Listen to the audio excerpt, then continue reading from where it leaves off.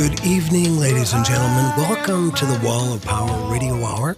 This is your host, Paul Metz. We have not only a great guest, but one of my favorite musicians in town and one of my favorite people that I've known for, 2.5 decades.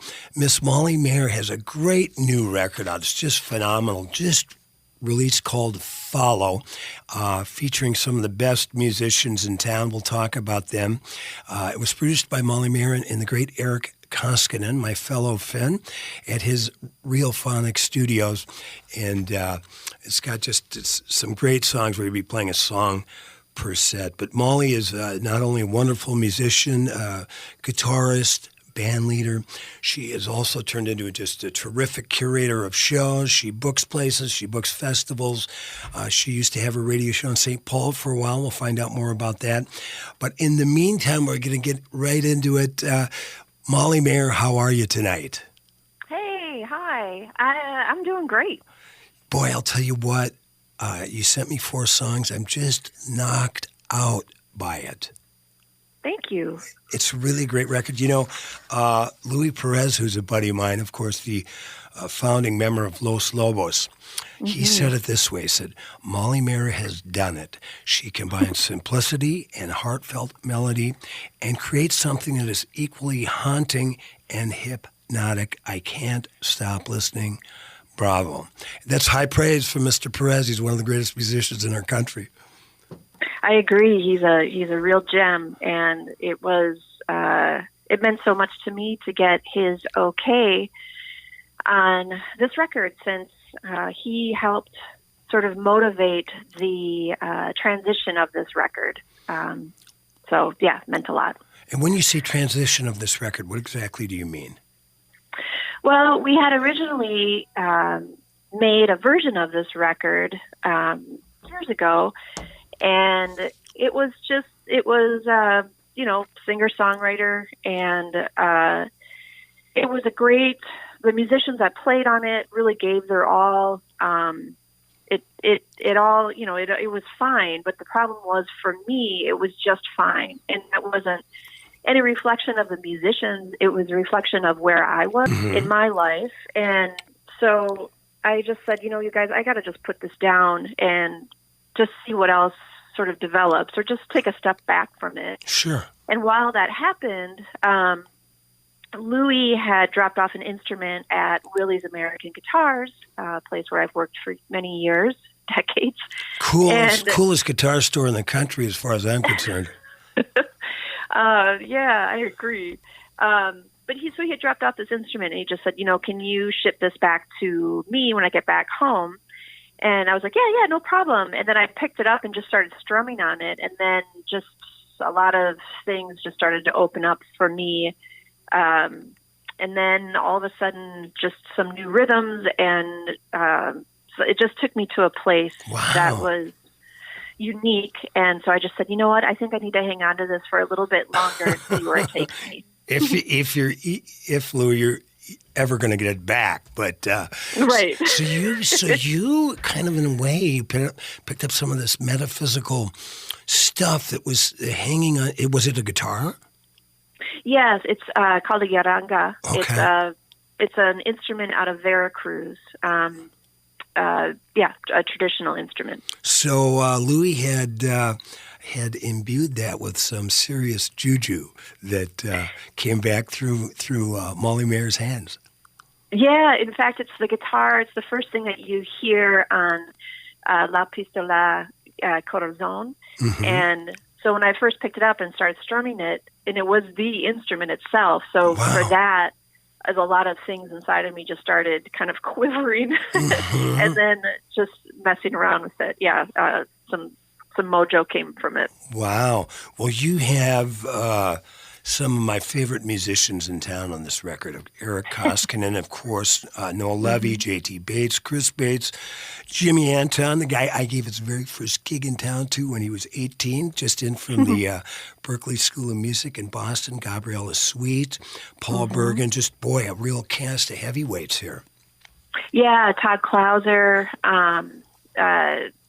Anastasia Ellis, who is somewhat new to the scene, but you'll definitely hear more from her as she develops, and Chrissy Bergmark on tabla. So yeah, a lot of great players who supported me in this journey, if you will. So when did you actually start the first part of the recording, and then you took a pause, and when did you get back to it? Well, we started a whole other record, frankly, probably 7 years ago, and then I put it down for a year, and then actually Django is probably which is the first track on the record, and I think that's just the first take and the first moment that we all started playing together. That was probably 5 years ago. Wow. Mm-hmm. So then when were the latest and last sessions for your great new record follow, Molly Mayer? November. Okay, really? Mm-hmm. Well, it's for me, I don't ask money from people before the record is done. I like to just kind of wait and then let them decide if they want to buy it or not. So it took a long time because financially, just having to come up with the dough for each step. And then I'm grateful for that because taking that time let a lot of songs develop in their own way. And some of these people I didn't even know or were actually friends or working with until just a few years ago, like Yeraida Noriega and Todd Clauser, who's become a dear friend and collaborator. Well, John Prine, noted critic for the Star Tribune, said Follow is an alluringly organic, relaxed album that sounds like skilled musicians grooving together on a street in Mexico and someone pressed record. Which it's a really, Prine's one of the best. And it's really got that, there is that real Southwestern or Mexican vibe to it. Where did those influences come from, Molly? Well, a lot of the music that I've listened to a lot of my adult life, Los Lobos being at the top of the list, does have a lot of Latin influences, which is another reason why I put the initial recording down, because what we were recording wasn't reflective of where I was, what I listen to, what I love, what motivates me. And I didn't really know how to get there. And then when this instrument ended up in my hands, it felt like that was the conduit to get a little bit closer to what my source is. So that helped. And then with Todd Clauser, living in Mexico City, originally I just sent him some tracks and just said, hey, can you just drop a microphone outside your window and see what it picks up? That's fantastic. And then he added just so much flavor and spice to the record and put it to a different level, I think. So let's, before we forget, Molly, you were going to have a record release show at the Hook and Ladder. It's been rescheduled. So tell us about the record release party. And in the meantime, more people can track this down and purchase it. Well, for now, the record is the release show where almost everybody who plays on the record will be able to perform it live. Will be Wednesday, June 17th at the Hook and Ladder. But who knows where we're going to be every day. Fingers crossed. New news. But until then, my website, which is Molly Mayer, MAHER.com. And you can buy either a physical copy or do a digital download. I love going to the post office. So I don't mind mailing out physical copies of the record. Molly, and if you order a physical copy of the record, you get a free set of Molly Mayer matches. Oh, there you go. Are the matches the same as the album cover that was done by Dan Migler at Noiseland? Because that is an amazing, one of my favorite album covers I've seen in years. He was spectacular. My husband and I went to Mexico for 8 weeks this winter. And while I was down there, Dan and I were discussing different cover ideas, and I had a whole direction I wanted to go in, and he made it happen. But once I looked at it, I was like, just fine. But it wasn't his fault; it was my fault. And then he came back with this cover, and I absolutely love it. So yes, the matches reflect the record cover. Well, save me a pack of matches. I'll get the record too. But I mean, I was looking at it. I was so knocked out. I said, man, you could put these as linoleum towels in a cool studio. Or you know what? You should think about, you could do this now. You could actually make shower curtains out of those things. Oh, right on. You know, I'm serious. We've got Molly Mayer, one of my great friends, one of my favorite musicians in town. We're going to listen to several tracks off her new record, Follow, and talk with us some more. She does a lot more than just music, but she's one of my favorites. We're going to listen to off Follow, Run, Run, Run, and then back with Molly for the whole show tonight on the Wall of Power Radio Hour.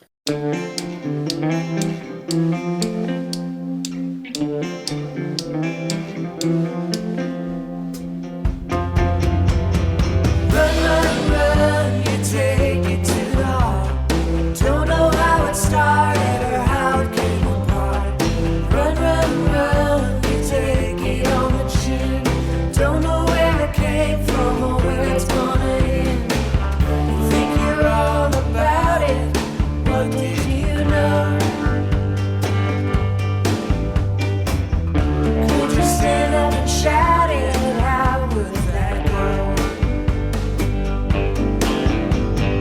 Run, run, run, save yourself from me. Wave your pretty laundry for everyone to see. Run, run, run, you got what you came for. How does it look stretched out on the floor?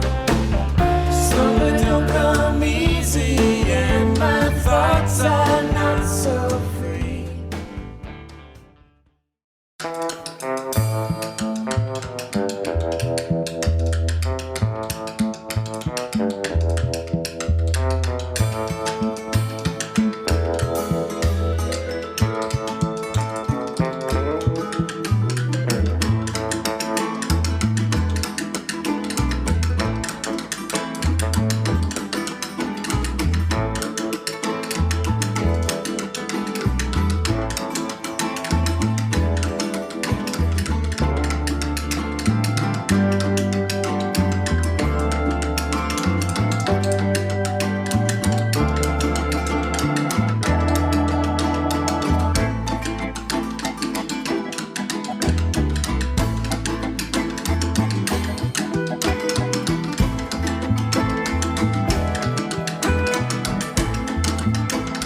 Welcome back to the Wall of Power Radio Hour. This is your host, Paul Metza.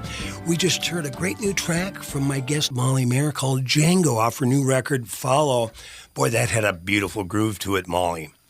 Thanks. Yeah, J.T. Bates. He's got one of my favorite drum fills in that track. Did you create any of this? How fully formed were your ideas when you went into the studio, or did anything happen right organically at the studio? Yeah, I mean, I just, as far as like the instrumentals, I just had sort of a rhythm idea, and I mean, honestly, the players like Eric did so much more of the heavy lifting. But I would say we had a pretty good structure of what the feel was going to be. Mm-hmm. And then these just absolutely generous players would offer up maybe, like Jimmy Anton offered up some great arrangement ideas, and Eric always does. I mean, anything that I do, Eric does the heavy lifting on, and that should always be noted. Right. Well, he played for you for years when you had your house gig at Nice. How long were you at Nice Bolognese Room? I think we were there for 7 years, Wow. and then we moved that over to the Astor for another 2 years. The Astor. But Eric and I have played together, I think, for 15 or 17 years. Wow. Maybe 17. And then Paul and I have played together for 20 years. Paul Bergen is phenomenal. Mm-hmm. And Steve Murray. Steve Murray's back on the team as well, but he didn't make the record just for timing reasons. Yeah, and we're going to talk about, we'll see where we go. But now you've got besides being an incredible musician, band leader, sweetheart, singer, songwriter, Molly Mayer, my guest, is also a yoga instructor. And now Steve Murray is doing yoga too. Mm-hmm. Absolutely. What did you do to him? I actually watched one of his yoga things on a live stream last week, and then I did one of his moves, and I couldn't get back up. I had to call a neighbor to no, I'm kidding. But I was, because Steve played with me when I had Paul Metza and the Naughty Pines, Naughty, at in the beginning of the aughts at Tuesday nights at Bunkers, and that's where I got to know Steve, and through Steve I got to know Sherwin Linton, and but I'm just so proud of him doing that yoga thing. But how long have you been doing yoga? I started maybe about 10 years ago. Wow. And Steve, I was just starting to get into it, and then I invited Steve to come to one of these yoga classes with me, and he's just always up for anything. And he's like, yeah, Malls, let's go. I'll meet you there at 7:30 on Tuesday. And so when we went in, it turned out it wasn't just a vinyasa flow yoga. It was this class called Sculpt, which is a hot room, weights, really loud music, and just high intensity. Wow. So Steve and I went through that, but we still laugh about that. But then, he started practicing with me, and then we both went through teacher training, and it's been great to evolve with him. Well, he is not only a great bass player, but he's such a sweet guy, Mm-hmm. Genuine and great smile, beautiful sense of humor. Now, let me ask you this, Molly. So, when did you actually start playing club dates? I think maybe like 98, somewhere in 97, I know, because my first coffee shop gig was at the Prairie Star, which was on University in Raymond, and it was on November 21st, 1997, like my first official gig. And I know that because somebody doodled on a coffee cup from that night, and it's sitting right in front of me. Oh, nice. Well, Yes. I feel confident in my bragging because when I moved back to Northeast Minneapolis from New York City, I started working with Jeff Maritko over at Mazelax, and I used to have a little gig on Tuesday nights called The Artist Quarter, and so I think I gave you some of your first shows, at least at Mazelax. You absolutely did, and in fact, I remember the first time you had me come and play there, Steve Murray was there, and I remember being so nervous for a lot of reasons for performing in your show, and then performing in front of Steve. And then I think I even asked him to play with me that night, and so history is set. So thank you. Well, thank you. I mean, I'm going to brag a little bit more. I also gave a fellow from Duluth who used to come down who looked like a 8th grade geography instructor named Charlie Parr. He would come down and play, and I think I had $150 and some beer and burgers to throw around. I always would give Charlie a little more because he would truck down from Duluth just to play. And I was so knocked out by Charlie Parr. And so I feel good I've been able to present you up-and-comers musicians, and now that have surpassed me in fame and fortune, but please, never. No, but so Charlie Parr, and then Jeff and I. We've got there was another little kind of bluegrassy band that came down from Duluth that started playing at Mazelax by the name of Trampled by Turtles, and then we had the Levy Brothers over. They started playing because Mazelax was really one of the first bars, with the help of the great John Eric Thede, that started having music in Northeast Minneapolis that didn't have an accordion in the band. And, Mazelax became quite a place over the years. John Cohn from the New Lost City Ramblers played there with Spider John and Tony Glover and myself. And then when I was playing over at Nye's, because I did that, that's how I bought my house, was my Nye's pay stubs. I used to have an open stage over there, and there was a young lady that would come and sit in who was knocked me out by the name of Chastity Brown. Yeah. Yeah, everything you touched would turn to gold. Paul. Well, I have to say, I'm proud of myself. I've got a good taste in music, and when I hear somebody, and you know this as well as I do, Molly Mayer, and we're going to talk more about some shows that you've curated, like the Lower Town Guitar Festival and more. But you know what it's like to hear something for the first time, especially a live musician, and you go, "I love that. That person has it." Yeah, definitely. Definitely. There's a feeling, there's a vibe. Yeah. Well, that makes me feel good that you and Steve got together that night at Maislin's.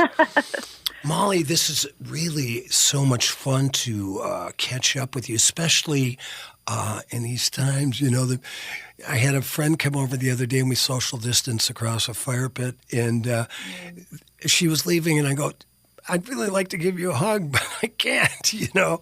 So it's good to share your vibe here on the Wall of Power Radio Hour. We're going to have Molly Mayer on for 2 more sets on the Wall of Power Radio Hour. And you could check not only her new record, Follow, but more stuff at her website at mollymayer.com. Wall of Power Radio Hour.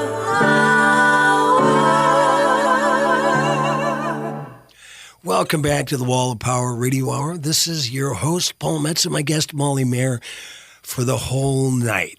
Now, Molly, I've had my radio show for 6 years, and I want to thank the Divas, this great trio of hot babes from Virginia, Minnesota, who did that little bumper music for my radio show. But you had a radio show for several years in St. Paul as well, right, Molly? Well, for several semesters, to be fair. Okay. Yeah. I live in St. Paul, and I can tune into the McAllister radio on the campus. Oh, that little 10-watt station. I've performed on there. I love it. I really try not to leave a 5-mile radius or 3-mile radius anyways. I mean, even in normal days. Right. So I can always keep that tuned in at 91.9, I think it is, or I don't know. Right. So yes, so they put a call out to the community and was, if anybody from the community wants to come and have your own radio show, go for it. And one of the reasons why I became a yoga instructor was basically so that I could make mixtapes for people, and people would have to sit and listen to my music and not talk back. So I thought I would take it to the next level and try my hand at radio. It was, when you could get into the booth, it was really fun. And anybody who has had a show at McAllister Radio knows exactly what I'm talking about. Oh, yeah. Yeah, you have to knock on a window and wait for someone to come and let you in. Oh, yeah. We were, years ago, Cats on the Stars, we had our first single out. We did a reggae version of Louie Louie that's still... I don't know if Robert Christgau, when he reviewed that, if he ever got over it, I think it blew his mind a little bit. He couldn't understand why anybody would want to do that. But we did it, and we went there and to debut the single. And I don't know if anybody in the band was, but I know the DJ who was going to school at the time, who shall remain homeless, was on mushrooms, and because that's what you did at McAllister in the 80s. And so he put the thing on, and we started to talk, and all of a sudden we realized that the record, the 45 RPM, was on 33. But it was college radio at its finest, Yeah. So you had some incredible musicians on your show. Tell us about that. Or was that am I confusing it with the one you used to do at the library downtown? Oh, yes. You're thinking of Real Phonic Radio Hour. Yes. Oh, yeah, which actually never was an hour or on the radio.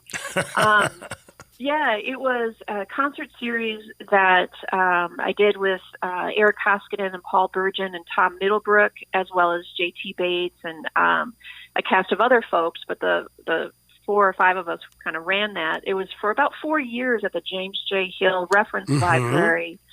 And, yeah, we really did have a cast of amazing musicians. We had Anais Mitchell, Will Sexton, John Paul Keyes, Kenny Vaughn, and just local people. Chastity played it, Haley, Dana Thompson, who's I love Dana. We love Dana. Yes. We had some really incredible Charlie Hunter. Incredible musicians come and play that show. It was really fun. Not to mention, Eric would always play like 3 songs at the beginning, and he just would slay opening the show. Yeah. Are any of those shows archived? Well, Tom Garneau recorded all of the shows, and with the help of Dave Russ running front of house. And so, yes, there are. Oh, and Amy Helm. Yeah. So we have all of the shows recorded. What we'll do with them still remains to be seen. Well, it's good that they're archived and they're in, Garneau. Yep. I'm sure they're in safe and sound hands. One of the best mastering cats in town. Of course, Dave Russ is phenomenal too. Molly, so how did that kind of precede you starting to do your Lower Town Guitar Festival, which also featured some incredible musicians? In fact, you were on the Wall of Power Radio Hour about 5 years ago when I used to record at the Minneapolis Media Institute and for an upcoming show. And so tell us some of those guitarists that you brought in to play the Lower Town Guitar Festival. Lower Town Guitar Fest, I started in conjunction with McNally Smith 10 years ago this year. And Chris Osgood and I were co-directors up until 2 years ago, and now Todd Clauser and I run that together. But as far as the performers that we've had, I mean, when I go back and read the list, I can't believe it myself. Because I would just reach out to these folks, and amazing. But some of my favorite sets, Mark Ribot, Robin Ford, Sonny War, who is really coming up right now, Guthrie Trapp, Rosie Flores, Greg Cox, Pat Donahue, Bo Ramsey, Peter Lang, Muriel Anderson, Dakota Dave. I mean, amazing players. But the Mark Ribot set was really one of my personal favorites. I'm a huge Mark Ribot fan to begin with. And Greg Koch, who is kind of, we just call him like the spirit animal. Oh, yeah, he's insane. He's completely insane. Yeah, and he's been a great friend to us and always does help bring in some players. But I don't know if this was the first year or the second year, but Greg was doing his Greg Koch, and which, like I'm saying, was like huge jazz hands. And, he's just killing the Mears Park and all of Lower Town. And Mark Ribot was going to be up next solo. And so Greg's got his trio going and Foundation is shaking everywhere. Right. And Mark turns to me and he says, "Who booked me? Like, do they understand what I'm about to get up and do?" And I was like, "I did. And yes, I do. And that's why you're going to play 90 minutes and he's playing 45. Right. Mark got up there with just a microphone in front of his LOO, and it was as intense as Greg was with volume and brevity. Mark was as intense solo and it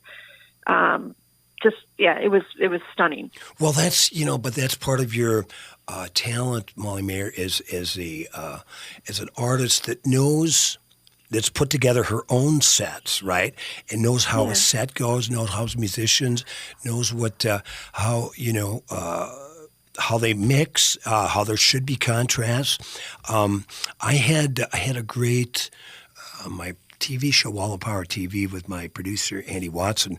We went over about a year and a half ago. Greg Koch and David Grissom were in town at Hook and Ladder. And so we caught him before they checked out of the hotel over there in St. Paul. And we had the most marvelous conversation because we're all kind of the same age.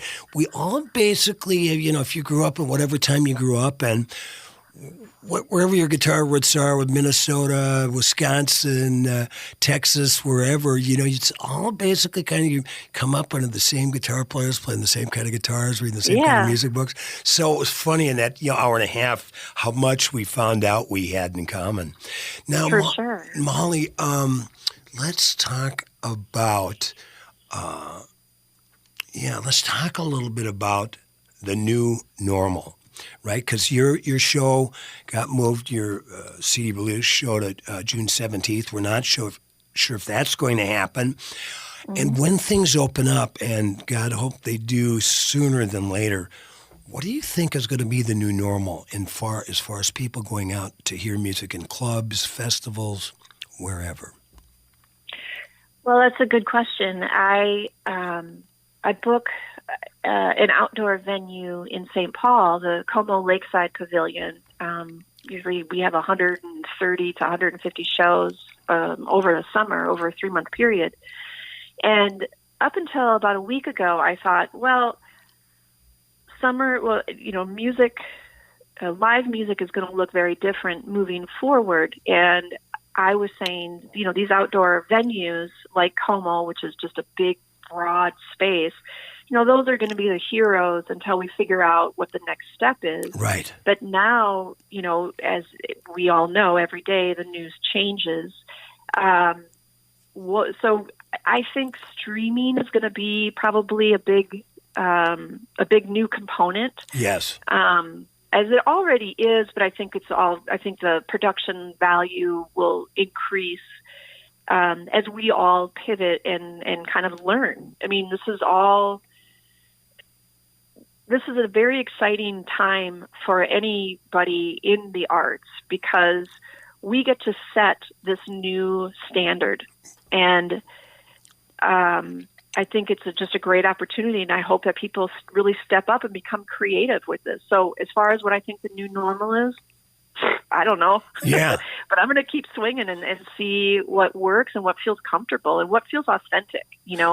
Watching people from their living room, just a guy with his acoustic guitar, it's great. I mean, that's fine, but that's not going to really hold people's attention like if they were playing out live for doing a 45-minute set or whatever. But this is the time for everybody to dig in and find authentic voices that translate to just a different audience. I mean, what a unique opportunity to reach people all over the world now. We had that before, but maybe now this stretches the boundaries a bit more. Well, and I think the audience now is getting used to going, geez, yeah, we can sit at home. We can order a 12-pack case of beer from our favorite local brewer, eventually invite some friends over and watch a great show through a phenomenal set of speakers, whether it's on the television or streamed through the computer. I do think it's a silver lining for independent musicians. I totally agree. Now, have you done any yet, Molly Mayer? No, I did a recording of a couple of songs live in my studio, but right now it feels a bit saturated. Yeah. Not saturated. It just feels a little like the gold rush that everyone right now, they're just using kind of dulled ice picks. Like, I don't feel like we have the right tools yet, but we're all just still trying to grind it and figure it out. Yeah. So for me, it doesn't feel like a good time, but that's personally. But every day it's different, and again, it's super exciting. I mean, get creative. Well, and I'm all about watching Richard Thompson from his living room anytime he wants to do it. No kidding. Man. We got Molly Mayer on. We're going to listen to another track off her great new record, Follow, called Open Road, and then we will be back with Molly on the last set of the Wall of Power Radio Hour. There is a road for you.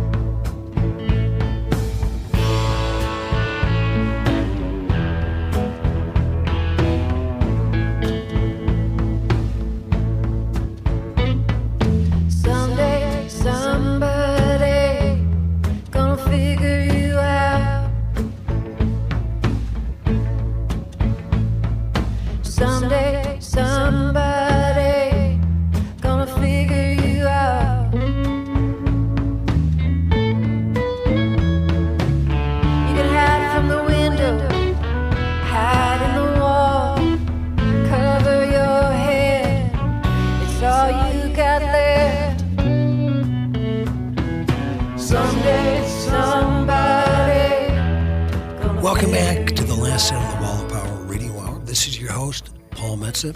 I've been delighted to have my good friend Molly Mayer on for the whole show tonight and be able to share some of her great new songs off her record Follow. Molly, if you don't mind, if we get a little personal here for a moment. I remember I'd go and see you Tuesday nights, right, at Nice Polonaise Room? Wednesdays. I take over your Wednesdays. Oh, okay. Yeah. Oh, I'm telling you, I'm going to get back at you for that. I was ready to move on by that point, but those pay stubs at Nice helped me buy my house in Northeast. So God bless Al Nye. And boy, how much do we miss Mikey? Oh man, I miss him a lot. I actually was just thinking about him the other day. What a funny guy. He was a bartender who was about, I don't know, maybe 5'6". Used to be a gymnast in high school, was still in really good shape. Did he ever tell you the stories afterwards, after you got done working? I don't know if you ever got up to his little apartment upstairs and had a couple of cocktails post-gig, but he always used to say, there should be a Broadway show about Neil Diamond's, what's that Neil Diamond tune? Traveling. I don't know which one. Yeah. Brother something, whatever that Neil Diamond song was. He said it should be Brother Loves Traveling, whatever show. And Mike House, he said it should be a Broadway musical. It should be a Broadway musical. Well, don't you know, damn it, about 4 years ago, somebody took that song and turned it into a Broadway musical. Oh, wow. Yeah, Mikey was like 20 years ahead of the time on that one. So, yeah. Molly, but I remember I used to go and see you, and you had you were wearing a wig because you were going through breast cancer treatments at the time. Mm-hmm. Yeah, 10 years ago. In fact, that's so 10 years ago yesterday, or is it today? I opened for Trampled by Turtles. Yes, I had breast cancer. I was diagnosed 10 years ago, late January, and I'd started chemo, and I opened for Trampled for their Palomino record release at First Ave, and it was about 2.5 weeks after my first chemo, and I had long hair, and we had started to chop it down for the inevitable balding that was going to happen, and the night before the show at First Ave, my hair was falling out significantly. And I remember putting my hair into sort of a faux hawk, what was left of it, and then trying not to touch it because it was coming out in clumps. And I remember Conrad coming in and saying to everybody in the green room at First Ave, it's time. And so the band started walking up on stage, and I had stopped in the mirror and was trying to fix my hair, and all of a sudden I pulled my sideburns out. Wow. And which I can laugh at now, and I'm sure at the time it was somewhat traumatic. Right. But I have a photo that someone took of me on stage, and there's just a fierceness in my eyes that I'll never forget.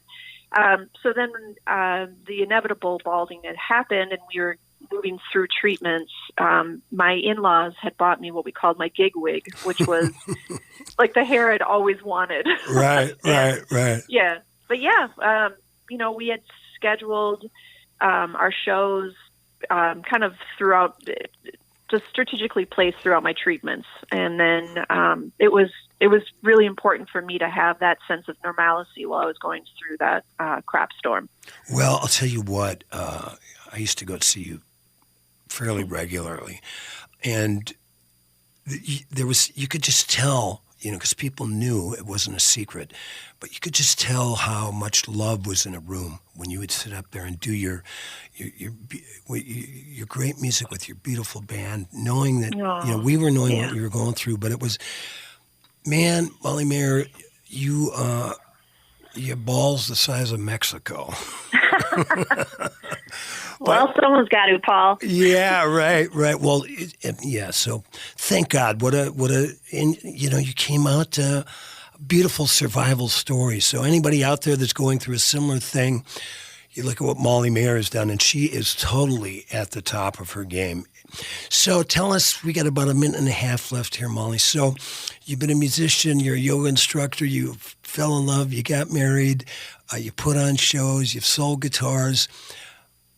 We're going through this incredibly tough and dark time in America, what keeps you going?